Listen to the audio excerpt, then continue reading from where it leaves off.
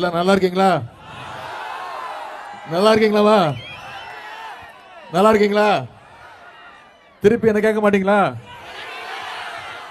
நானா நான் கொஞ்சம் சுமாராக தான் இருக்கேன். தொடர்ந்து 6 நாட்களாக பிரச்சாரம் தமிழ்நாடு முழுக்க இது வரைக்கும் கிட்டத்தட்ட 10 பாராளுமன்ற தொகுதியில் பிரச்சாரத்தை முடிச்சுட்டு இன்னைக்கு இங்கே ஸ்ரீபெரும்புத்தூர் தொகுதிக்கு பிரச்சாரத்திற்கு வந்திருக்கிறேன். அதனால தொடர்ந்து பேசுறதுனால தொண்டை கொஞ்சம் கட்டியிருக்கு. அதனால தயவு செய்து, அது மட்டும் இல்லை, நான் இங்கே வந்து ஒரு 6 மணிக்கெல்லாம் நான் வந்திருக்கணும். உங்களையெல்லாம் ரொம்ப நேரம் காக்க வச்சுட்டேன். அதுக்கு முதல்ல என்னை மன்னிச்சிருங்க. அதுக்கு காரணம் வேணும்ட்டு மெதுவாக வரல.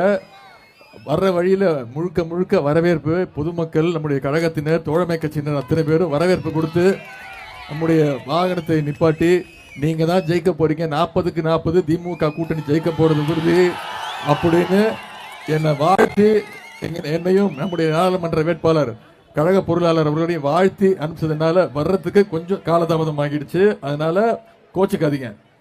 இருந்தாலும் உங்களை எல்லாம் இவ்வளவு சிறப்பான, எழுச்சியான, மகிழ்ச்சியான, சிறப்பான, மலர் தூவி வரவேற்ற என்னுடைய அன்பு சகோதரிகள், தங்கைகளுக்கும், அக்காக்களுக்கும், பாட்டிகள், அம்மாக்கள் அத்தனை பேருக்கும் இந்த நேரத்தில் என்னுடைய நன்றியை நான் தெரிவித்துக் கொள்கின்றேன். வருகின்ற ஸ்ரீபெரும்புத்தூர் நாடாளுமன்ற தொகுதி தேர்தலுக்கு, சட்டமன்ற தொகுதி, பல்லாவரம் சட்டமன்ற தொகுதியில் நடைபெற இருக்கக்கூடிய நம்முடைய வெற்றி கூட்டணி, இந்தியா கூட்டணி, தமிழ்நாட்டில் இருக்கக்கூடிய மதச்சார்பற்ற முற்போக்கு கூட்டணியின் சார்பாக, கழகத்தின் சார்பாக போட்டியிடுகின்ற கழகத்துடைய வெற்றி வேட்பாளர் முத்தமிழர் டாக்டர் கலைஞருடைய அன்பு தம்பி, நம்முடைய கழக தலைவர், தமிழக முதல்வருடைய ஆருயிர் சகோதரர், ஆருயிர் தோழர், என்னை தூக்கி வளர்த்த அவர், என்னுடைய கழகத்துடைய பொருளாளர் TR பாலுமாமா அவர்களுக்கு நம்முடைய வெற்றி சின்னம் உதயசூரியன் சின்னத்தில் வாக்கு கேட்கின்ற இந்த பிரச்சார கூட்டத்தை மிகச்சிறப்பாக, மிக எழுச்சியாக ஏற்பாடு செய்திருக்கக்கூடிய காஞ்சிபுரம் வடக்கு மாவட்ட கழக செயலாளர், மாண்புமிகு அமைச்சர் அண்ணன் திரு தாமு அன்பரசன் அவர்களே,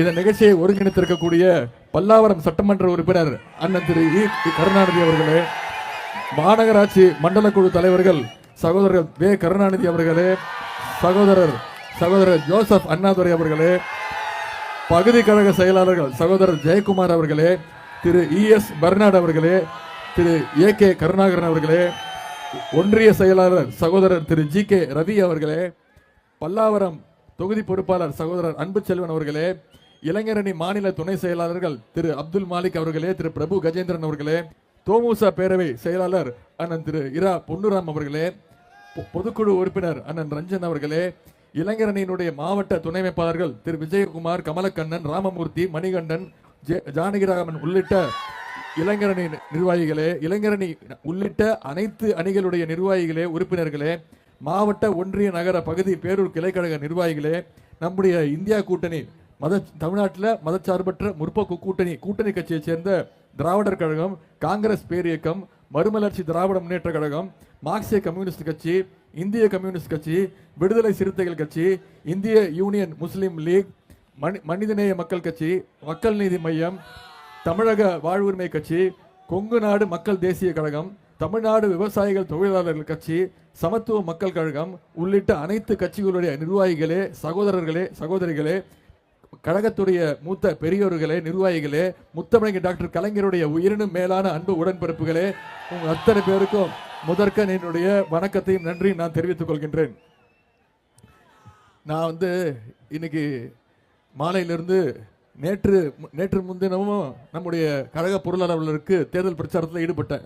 இன்று மாலையிலிருந்து இது 2வது இடம். சென்ற இடங்கள்லாம் ஸ்ரீபெரும்புத்தூர் தொகுதி முழுக்க எங்கெல்லாம் செல்கின்றனோ அவ்வளோ பெரிய எழுச்சி. இதுலேருந்து ஒன்று மட்டும் தெரியுது. நான் உங்ககிட்ட நம்முடைய வெற்றி சின்னம் உதயசூரியன் சின்னத்தில் நம்முடைய கழக பொருளாளர் திரு TR பாலு அவர்களுக்கு வாக்கு கேட்டு, உதயசூரியன் சின்னத்தில் வாக்கு கேட்டு வந்திருக்கேன் நான் நினச்சிக்கிட்டு இருந்தேன். ஆனால் இங்கே வந்த பிறகுதான் தெரியுது, என்னை விட அதிக ஆர்வமாக அவரை வெற்றி பெற செய்வதில் நீங்கள் இன்னும் அதிக ஆர்வத்தோடு இருக்கீங்கன்னு உங்களை பார்த்தோன்னே புரியுது. முடிவு பண்ணிட்டீங்களா? நிச்சயம் முடிவு பண்ணிட்டீங்களா? மகளிர் நீங்க சொல்லுங்கம்மா, முடிவு பண்ணிட்டீங்களா? ஏன்னா மகளிர் நீங்க முடிவு எடுத்துட்டீங்கன்னா யார் நினைச்சாலும் மாற்ற முடியாது. முடிவு பண்ணிட்டீங்களா? எந்த சின்னம்? சத்தமா சொல்லுங்க, எந்த சின்னம்? கையை காட்டி சொல்லுங்க, எந்த சின்னம்? உதயசூரியன் சின்னத்துல ஏப்ரல் 19ஆம் தேதி நம்முடைய வெற்றி வேட்பாளர் அண்ணன் டி.ஆர். பாலு அவர்களுக்கு வாக்களிச்சு மிகப்பெரிய வாக்கு வித்தியாசத்துல நீங்க வெற்றி பெற வைக்க வேண்டும். செய்வீங்களா? சென்ற முறை நான் இதே நாடாளுமன்ற தேர்தல் பிரச்சாரத்துக்கு வந்திருந்தேன்.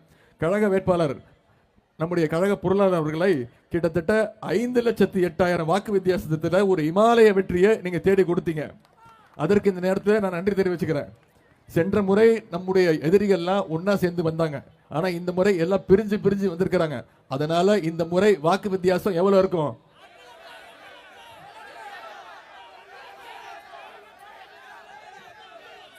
குறைந்தது 7 லட்சம் வாக்கு வித்தியாசம் ஜெயிக்க வைப்பீங்களா? குறைந்தது 7 லட்சம். நான் வச்சுப்பேன், மறந்துட மாட்டேன். ஜூன் 4ஆம் தேதி பார்த்துக்கிட்டே இருப்பேன். நான் உங்களுக்கு ஒரு வாக்குறுதி கொடுக்குறேன்.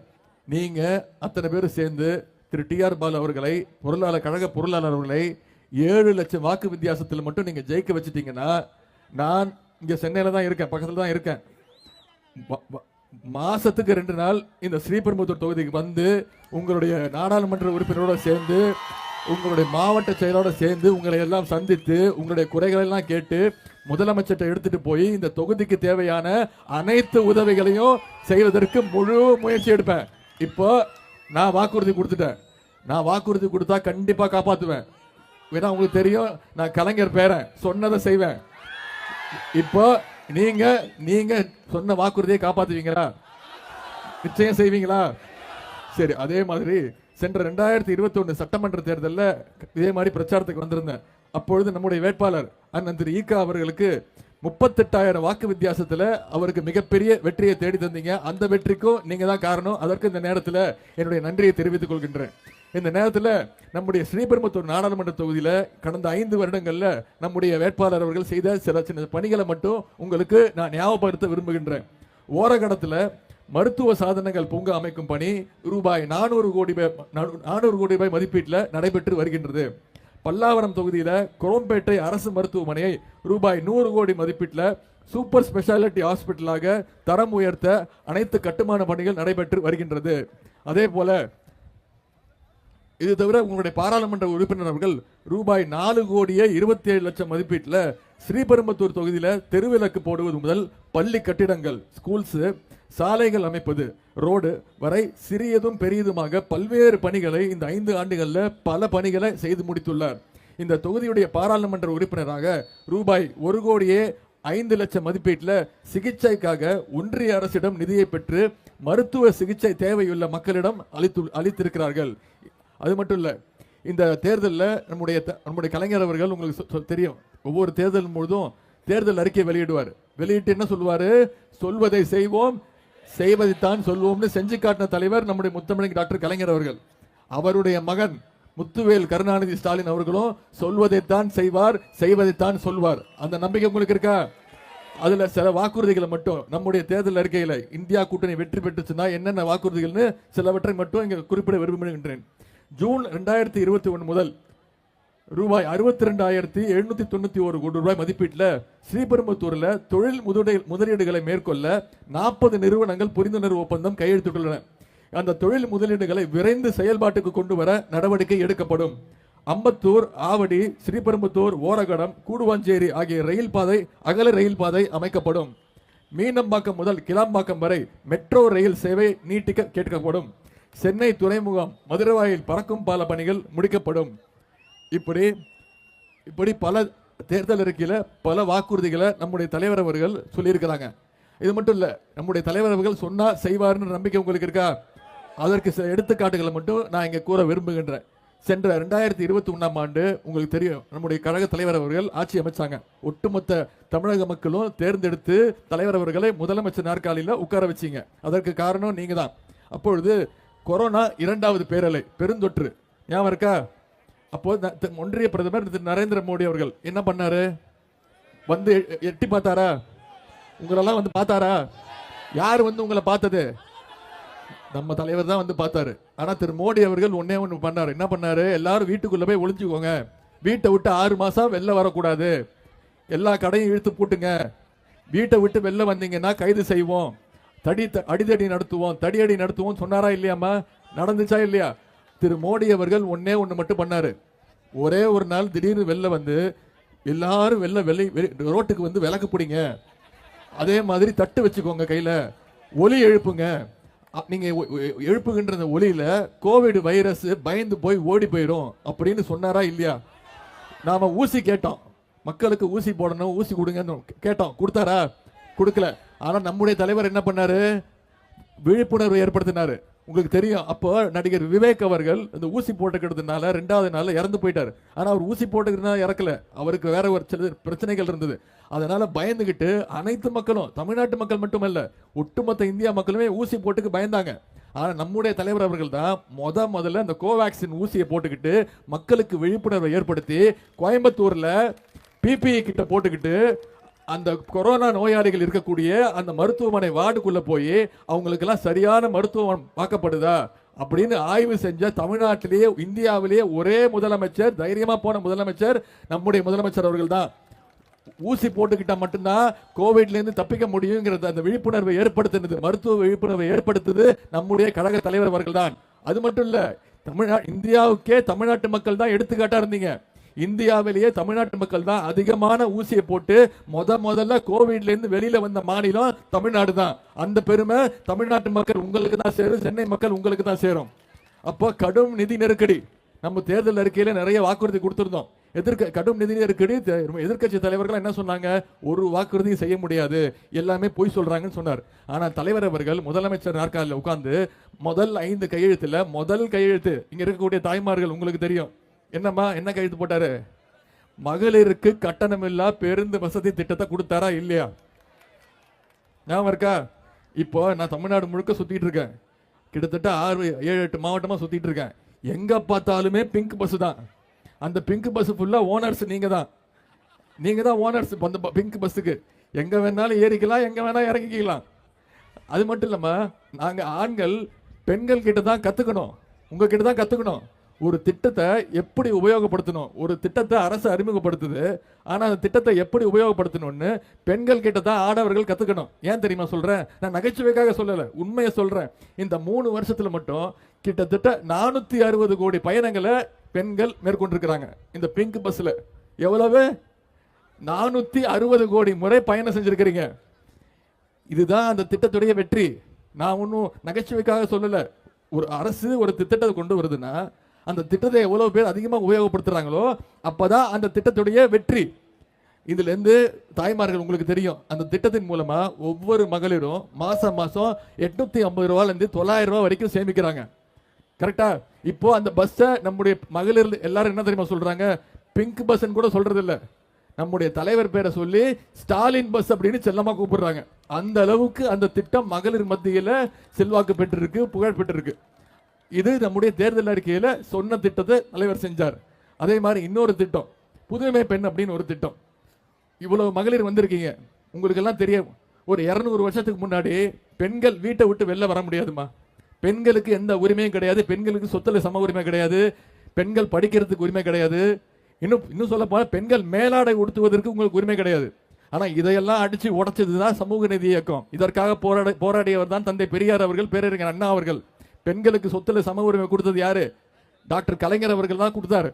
இப்போ நம்முடைய தலைவர் அவர்கள் பெண்கள் வீட்டில் இருக்கக்கூடாது, பெண்கள் வெளில வந்து படிக்கணும், படிச்சா பள்ளிக்கூடத்துக்கு வந்தா மட்டும் பத்தாது, கல்லூரிக்கு போகணும், காலேஜில் படிக்கணும், உயர்கல்வி படிக்கணும், உயர்கல்வி படிச்சா மட்டும் பத்தாது, வேலைக்கு போகணும், பெண்கள் தங்களுடைய சொந்த காலில் நிற்கணும்னு புதுமை பெண் அப்படின்னு ஒரு திட்டத்தை தலைவர் அவர்கள் அறிமுகப்படுத்தினாங்க. அந்த திட்டம் என்னன்னா, 1ஆம் வகுப்புலேருந்து 12ஆம் வகுப்பு வரைக்கும் அரசு பள்ளியில் படித்து எந்த காலேஜில் போய் உயர்கல்வி படித்தாலும், ஹையர் ஸ்டடீஸு எந்த காலேஜ் அரசு கல்வியாக இருந்தாலும் சரி, தனியார் கல்லூரியாக இருந்தாலும் சரி, போய் படித்தா அவங்களுக்கு மாதம் ஊக்கத்தொகையாக, படிப்பு தொகையாக ஊக்கத்தொகை மாதம் 1000 ரூபாய் அவங்களுடைய வங்கிகளில் வைப்பு தொகை வைக்கப்படுகின்றது. இது வரைக்கும் 3 லட்சம் மாணவிகள் இந்த திட்டத்தின் மூலம் பயன்பெற்று இருக்கிறாங்க. இப்ப தலைவர் அவர்கள் ஆண்களுக்கும் அந்த திட்டத்தை கொண்டு வந்துட்டாரு. அதாவது ஒவ்வொரு ஆணும் ஒவ்வொரு மாணவனும் உயர்கல்வி படிக்கணும்னா, அரசு பள்ளியில படிச்சு உயர்கல்வி படிக்கணும்னா அவங்களுக்கும் தமிழ் புதல்வன் அப்படின்ற திட்டத்தின் கீழே ஒவ்வொரு மாணவனுக்கும் மாதம் 1000 ரூபாய் அவங்களுடைய ஊக்கத்தொகையாக, கல்வி ஊக்கத்தொகையாக அவங்களுக்கும் வழங்கப்படும் தலைவர் அவர்கள் அறிவிச்சிருக்கிறாங்க. அதே மாதிரி இன்னொரு திட்டம், இந்த திட்டம் நம்முடைய தேர்தல் அறிக்கையில சொல்லாத திட்டம். அதாவது என்னன்னா, காலையில எந்திரிச்சு சீக்கிரம் வேலைக்கு போற பெற்றோர்கள் இருக்காங்க. அப்போ குழந்தைக்கு சாப்பாடு சமைக்கிறதுக்கு நேரம் இருக்காது, டிஃபன் சமைக்கிறதுக்கு நேரம் இருக்காது. வெறும் வயிற்றுல அமுச்சு விட்டுருவாங்க, ஸ்கூலுக்கு போ பார்த்துக்கலாம் அப்படின்னு வேலைக்கு போயிடுவாங்க. ஆனால் போயிட்டு வேலைக்கு போகிற இடத்துல அதை பற்றியே யோசிச்சுட்டு இருப்பாங்க, குழந்தைய பற்றியே யோசிச்சுட்டு இருப்பாங்க. என் குழந்தைய அமிச்சனே, அவன் போய் சாப்பிட்டானா, படித்தானா, பள்ளிக்கூடத்துக்கு போனானா அப்படின்னு அந்த நினைப்பிலே இருப்பாங்க. ஆனால் இன்னைக்கு நம்முடைய முதலமைச்சர் அவர்கள் அதற்கு ஒரு திட்டத்தை கொண்டு வந்திருக்கார். அதற்கு பேர் தான் முதலமைச்சருடைய காலை உணவு திட்டம். இதில் ஒவ்வொரு நாளும் 1ஆம் வகுப்பிலிருந்து 5ஆம் வகுப்பு வரை படிக்கக்கூடிய குழந்தைங்க ஒவ்வொரு நாளும் 18 லட்சம் மாணவர்கள், 18 லட்சம் குழந்தைங்களுக்கு காலை உணவு திட்டம், தரமான உணவு திட்டம் வழங்கப்படுகின்றது. இப்பெல்லாம் பெற்றோர்கள், ஆசிரியர்கள், மாணவர்கள்லாம் வாழ்த்துறாங்க, தைரியமா அனுப்புறாங்க பள்ளிக்கூடத்துக்கு. என் குழந்தைய பார்த்துக்கிறதுக்கு நம்முடைய திராவிட மாடல் அரசு இருக்கு, என் குழந்தைக்கு சாப்பாடு கொடுத்து கல்வி கொடுக்க நம்முடைய கழக தலைவர் இருக்காரு, மாண்பு முதலமைச்சர் என் குழந்தைய பார்த்து பாருன்னு தைரியமா அனுப்புறாங்க. நம்ம சொல்றமே திராவிட மாடல் அரசு அப்படின்னா என்னன்னு கேட்கறாங்களே, இதுதான் திராவிட மாடல் அரசு. இந்தியாவில் இருக்கக்கூடிய அனைத்து மாநிலங்களுக்கும் எடுத்துக்காட்டாக இருக்கக்கூடியதுதான் திராவிட மாடல் அரசு. பக்கத்து மாநிலங்கள்லேருந்து வந்து இந்த திட்டத்தை பார்த்துட்டு அவங்க மாநிலத்தில் இந்த திட்டத்தை அறிமுகப்படுத்துறாங்க. இதற்கு பெயர் தான் திராவிட மாடல் அரசு. இதற்கெல்லாம் முத்தாய்ப்பாக இன்னொரு திட்டம், நம்முடைய தேர்தல் அறிக்கையில் சொன்ன திட்டம், அனைவரும் எதிர்பார்த்து கொண்டிருந்த திட்டம், இதை செய்ய முடியாதுன்னு சொன்ன திட்டம், அதுதான் கலைஞர் மகளிர் உரிமை தொகை திட்டம். 1,16,00,000 மகளிருக்கு செப்டம்பர் மாசம் ஆரம்பிச்சு இப்ப வரைக்கும் கிட்டத்தட்ட 1,16,00,000 மகளிருக்கு மாசம் 1000 ரூபாய் ஊக்கத்தொகை, மகளிர் உரிமை தொகை வழங்கப்பட்டிருக்கு. இதுல சில மகளிருக்கு குறைகள் இருக்கு, நான் ஒத்துக்கிறேன். என் வீட்டுக்கு வந்துருச்சு, எனக்கு வந்துருச்சு, பக்கத்து வீட்டுக்கு வரல, பக்கத்து வீட்டுக்கு பெண்ணுக்கு வந்துருச்சு, எனக்கு வரல, எதிர் வீட்டு பெண்ணுக்கு வந்துருச்சு, எனக்கு வரல அப்படின்னு சில குறைகள் இருக்கு, ஏன்னா 1,10,00,000 விண்ணப்பிச்சவங்களே 1,60,00,000 பேருமா. ஒரு திட்டத்தை செயல்படுத்தணும்னா அவ்வளவு சுலபம் கிடையாது. சரியா? சரி பார்த்து வெரிஃபிகேஷன் பண்ணி கண்டிப்பா நான் இப்ப சொல்றேன், தேர்தல் முடிஞ்சு இன்னும் 2-3 மாசத்துல கண்டிப்பாக 100% அந்த 1 கோடி விண்ணப்பிச்ச 1,60,00,000 பேருக்கு மகளிர் உரிமை தொகை கண்டிப்பாக வழங்கப்படும். 1,16,00,000 பேர் கொடுத்தாச்சு, 1,50,00,000 பேர் கொடுக்க முடியாதா? கண்டிப்பா நம்முடைய தலைவர் கொடுப்பார் நம்பிக்கை இருக்கா? நாம செஞ்சிருக்கக்கூடிய திட்டங்களை சொல்றோம், சாதனைகளை சொல்றோம், என்ன செய்ய போறோம்ன்ற சொல்றோம். ஆனா நீங்க எதிர் முகாம்ல பாருங்க, ஒன்றிய பிரதமர் திரு நரேந்திர மோடி என்ன பண்ணாரு? 10 வருஷமா என்ன பண்ணாரு? வடை சுட்டாரா? வடை சுட்டு நம்மகிட்ட கூட கொடுக்க மாட்டாரு, அவரே சாப்பிட்டுருவாரு. அதாவது 2019ஆம் ஆண்டு ஜனவரி மாதம் மதுரைக்கு வந்தாருமா. மதுரைக்கு வந்து எய்ம்ஸ் மருத்துவமனை கொண்டு வர போறேன் அப்படின்னு சொல்லி அடிக்கல் நாட்டிட்டு போனாரு. நானே மறந்தாலும் நீங்க மறக்க மாட்டீங்க.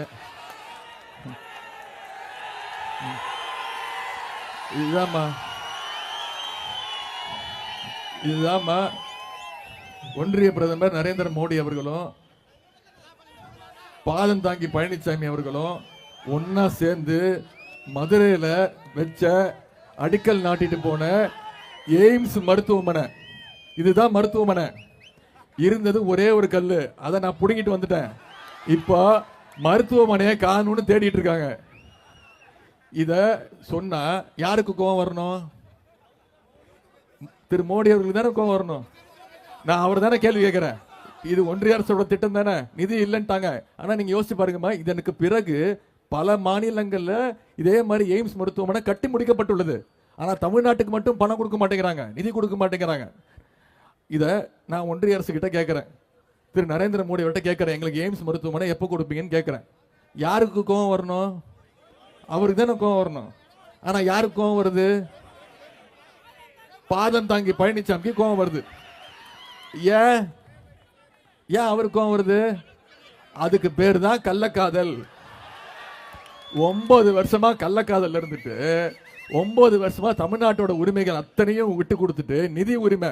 அம்மா நான் ஒரே ஒரு வேண்டுகோள் வைக்கிறேன், இனிமே திரு நரேந்திர மோடி அவர்களை பேர் சொல்லி கூப்பிடாதீங்க. இனிமே அவரோட பேரு உங்களை எல்லாம் கேட்டுக்கொள்கின்றேன். அவரோட பேரு தெரியுதாம்மா? என்னது இது? 29 பைசா. அதுவும் செல்லா காசு தான். திரு மோடி மாதிரி இதுவும் செல்லா காசு தான். ஜூன் 4ஆம் தேதிக்கு பிறகு அவரோட நிலைமை இதுதான். அவருக்கு ஏன் 29 பைசான்னு பேர் வச்சிருக்கோம்னா அதற்கும் நான் காரணம் சொல்றேன். இனிமே நீங்க யாரும் ஒன்றிய பிரதமர் திரு அவர்களை பேர் சொல்லி கூப்பிடக்கூடாது. மிஸ்டர் 29 பைசா. அதுக்கு என்ன காரணம் சொல்லட்டுமா? நாம ஒவ்வொருத்தரும் தமிழ்நாட்டிலிருந்து நிதி கொடுக்கிறோம். நாம ஒவ்வொருத்தரும் கட்டுற 1 ரூபா, நம்ம 1 ரூபா நிதி கொடுத்தோம்னா நமக்கு எவ்வளவு தெரியுமா திருப்பி கொடுக்கறாரு? வெறும் 29 பைசா. ஆனா மற்ற மாநிலங்களுக்கு வாரி வாரி கொடுக்கிறார். பாஜக ஆளுகின்ற மாநிலங்களுக்கு வாரி வாரி கொடுக்கிறார். இதையெல்லாம் தட்டி கேட்கணுமா வேணாமா?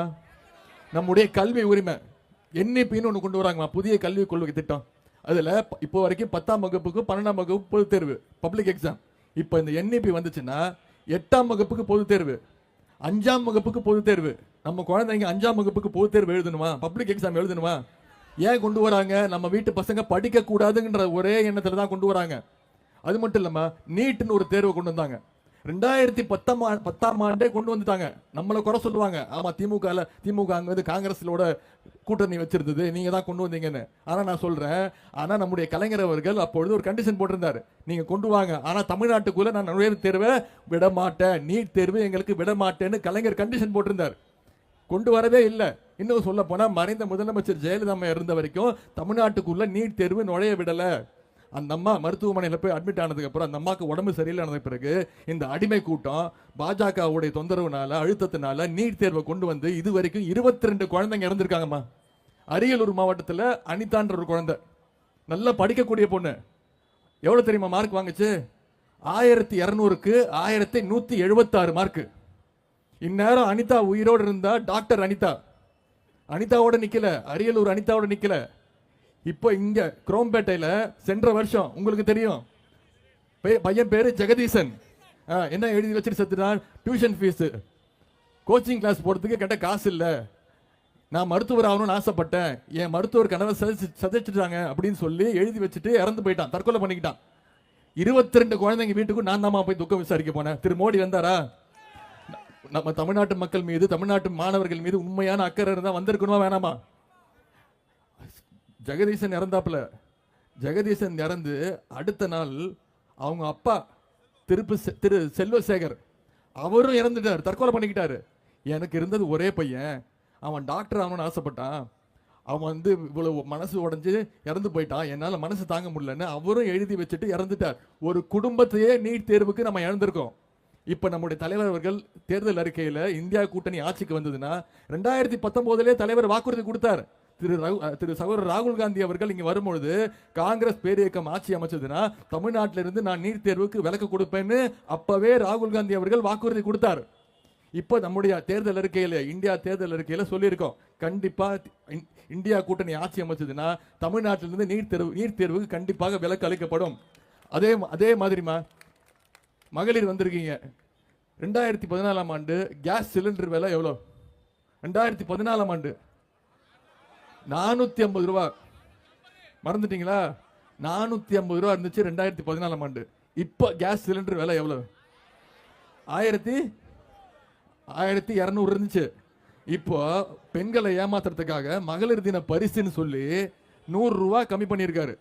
அதாவது ஏத்துனது 800 ரூபாய், 800 ரூபாய் ஏத்திட்டு 100 ரூபாய் கம்மி பண்ணியிருக்காரு.